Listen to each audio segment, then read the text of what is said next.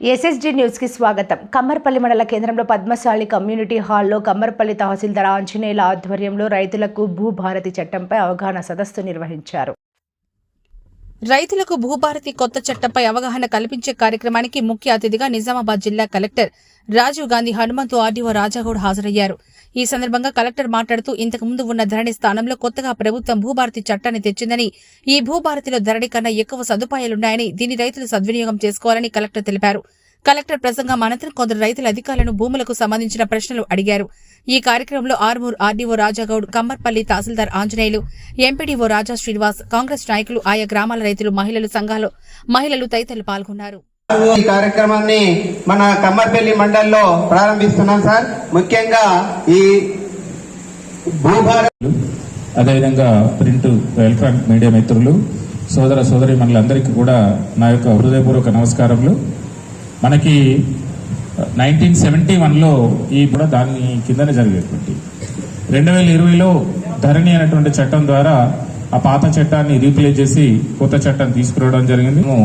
భూభారతి అనేటువంటి చట్టాన్ని తీసుకురావడం జరిగింది. అది అసెంబ్లీలో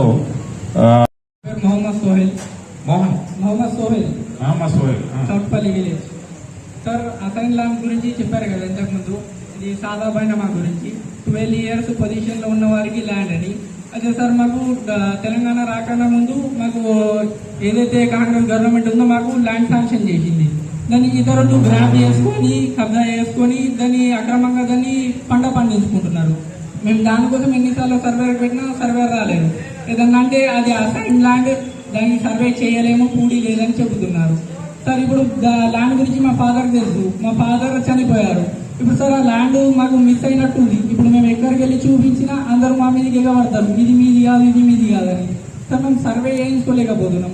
ఇప్పుడు మా దగ్గర అన్ని ఆధారాలు ఉన్నాయి, కానీ మాకు ల్యాండ్ లేకుండా పోయింది. సార్ నా దగ్గర తెలంగాణ రాకన్నా ముందు పాస్బుక్ ఉంది, తెలంగాణ వచ్చిన తర్వాత పాస్బుక్ ఉంది, ఆన్లైన్ రికార్డు ఉంది. లేదు సార్, అమ్మలేదు సార్. మంచి నోట్ చేసుకుని ఎంక్వైరీ చేసి దీనికి నోటీసులు ఇష్యూ చేసి పిలిపిస్తాం. ఒక 4 రోజుల తర్వాత ఒకసారి వచ్చి ఎంఆర్ఓ సార్. 10 years నుంచి తిరుగుతున్నాం సార్ దీనికోసం. మా ఫాదర్ కూడా చనిపోయారు, దానికోసం బాగా తిరిగినాం, కానీ సార్ మాకు న్యాయం జరగలేదు. మేము ప్రజావాణిలో కూడా దరఖాస్తు పెట్టినాం. ప్రజావాణిలో దరఖాస్తు పెడితే అప్పీల్ వస్తుంది. అప్పీల్ కింద ఇప్పుడు సార్ చెప్పారు కదా ఇందాక, అప్పీల్ వ్యవస్థ ఉంది. ఆర్టీఓ దగ్గర అప్పీల్ ఫైల్ చేయండి, చేస్తే నోటీసెస్ ఇష్యూ చేసి విచారణ చేపిస్తాం. సంబంధించిన పోర్టల్ కూడా, భూభారతి పోర్టల్ కూడా మనకి లాంచ్ చేయడం జరిగింది.